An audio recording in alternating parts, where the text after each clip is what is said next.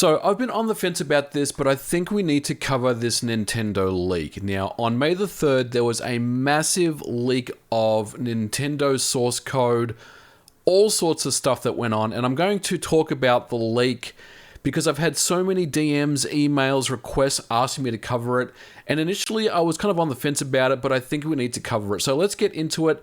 We're going to discuss the leak, what it is, what it isn't, what it could mean for stuff like emulation, FPGA, system on a chips, Nintendo 64 devices, and more. So this leak all started a couple of weeks ago in 4chan when there was some Nintendo related leaks that happened with some old Pokemon debug ROMs and source code, and then there was 3DS debug ROMs, and then the keys to the consoles all the way up to the DSi was leaked as well, which is a pretty massive thing.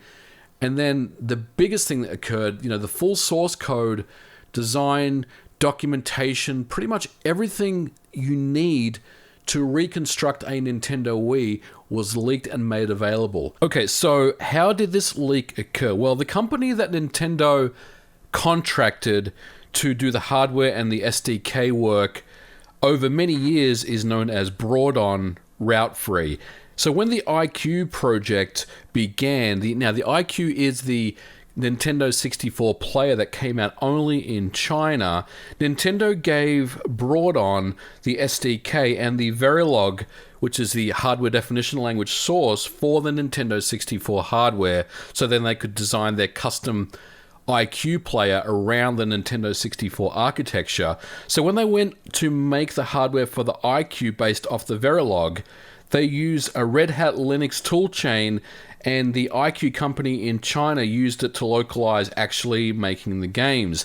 Now, Brought-On was hacked, and the CVS repo was uploaded to 4chan. So what is a CVS repo? Well, essentially it's just a source code repository. So someone had hacked the Brought-On server, got access to the CVS server, and basically just dumped the entire contents, uploaded it to 4chan. And I believe it's like a 2 gigabyte file which extracts out to something a lot larger than that.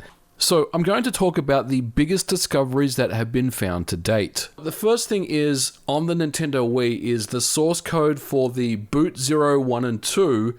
Now these are the early stage bootloaders that you find on the Nintendo Wii inside the Hollywood chip. So when you turn on the Nintendo Wii, the bootloaders will run boot 0, then 1 and 2.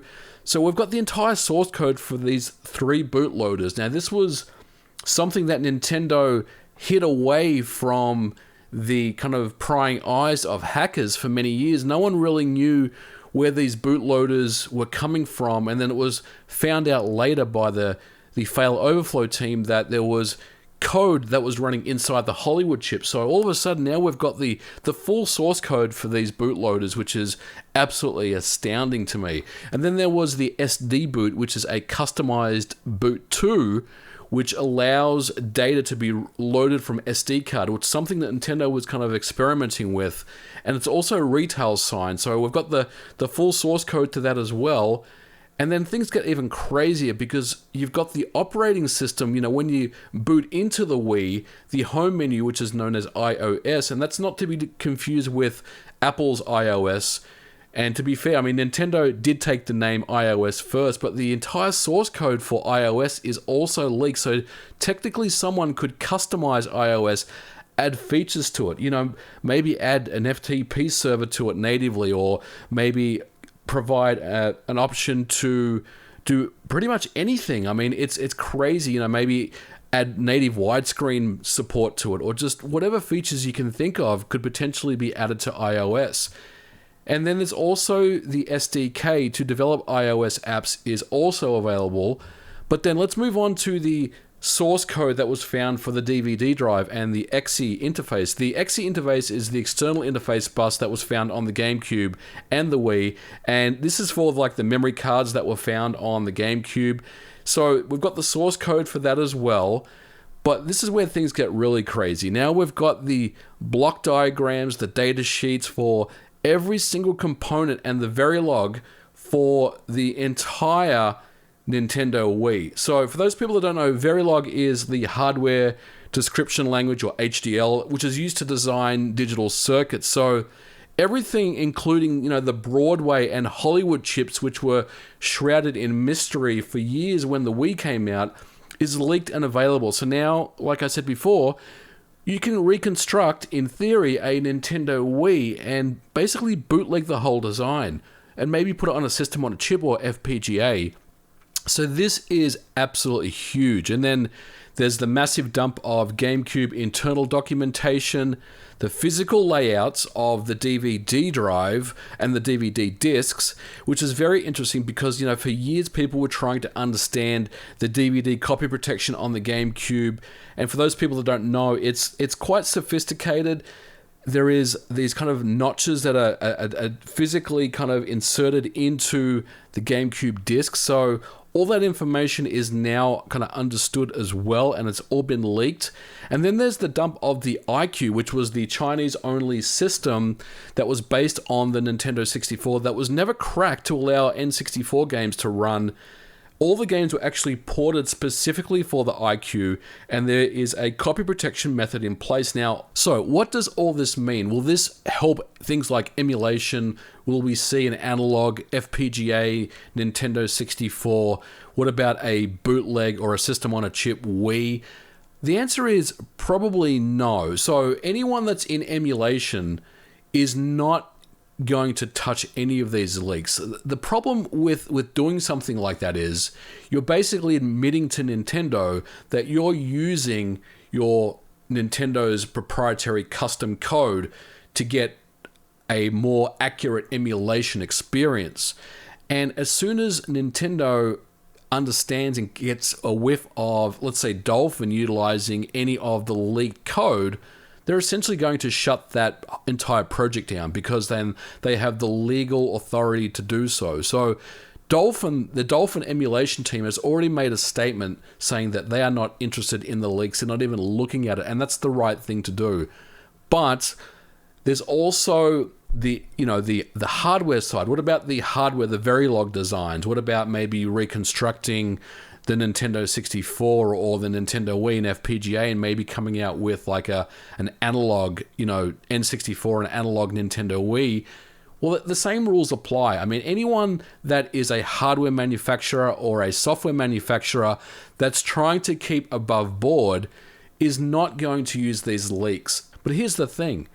There isn't really any way to prove that these documents haven't been glanced at or maybe read through to, correct a couple of mistakes, maybe increase the accuracy of some routines that have never run very well. And I think that's the part where a lot of emulation developers and emulators out there potentially may use this information as a reference guide to get a better understanding about how things are done. And I guess the other thing to mention is something like Dolphin is open source, which means that someone could just branch that code and then use Nintendo's proprietary code to increase the emulation performance or the accuracy of the emulator. And then that would then allow Nintendo to go after that individual. And because it's the Dolphin name, does that mean then the Dolphin core group of people are involved in that lawsuit? That's a really difficult question. I'm not an attorney, but I think there's a lot of things there to consider as well. Now, the other thing is the Verilog files. Can you construct an FPGA Wii core right now? Well, I don't know if there's anything powerful enough right now from an FPGA perspective to do that. Now, I'm not a hardware expert, so anyone out there that knows more about this than me, please let me know in the comments below. But I don't believe you can actually reconstruct a Nintendo Wii in FPGA right now because there's really nothing powerful enough. Now, the other thing I want to mention is there are some other things that have occurred over the last few days that are unrelated to this leak, but are also part of kind of this Nintendo thing that's going on right now. And the first one is Super Mario 64 running on the PC at 4K with widescreen mode enabled. This is not a part of the leak in any fashion. This has to do with the recompilation project that's been going on for quite some time now. But essentially what's happened is someone has managed to recompile or compile Super Mario 64 utilizing DirectX 12 API calls and getting it to run on a PC natively without emulation. So this is unrelated to any of the leaks that we've been talking about to date.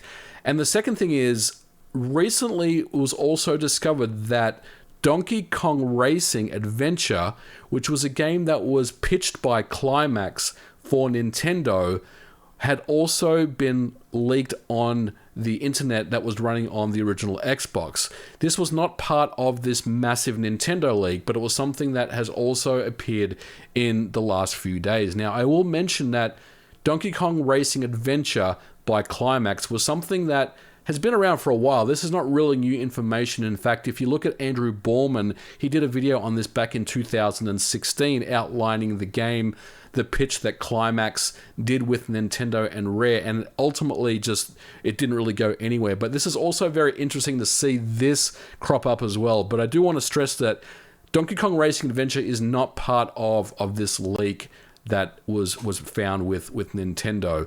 And finally, because this leak is so massive, there's literally new information that is being uncovered pretty much every single day. So I expect to hear more juicy information coming out of this leak. And if there is something worth discussing in a follow-up, I'll definitely come back and revisit this topic for you guys. So there are my thoughts on the massive Nintendo leak that occurred on May the 3rd. Nintendo will respond to this, guys. Make no mistake, it's just a matter of time of how and when and what they do. But this is probably the biggest leak in the history of video games, at least something that I can remember. And I'm very interested to see how this will play out. Let me know what you guys think about this in the comments below. As always, if you like this video, don't forget to like and subscribe. And I'll catch you guys in the next video. Bye for now.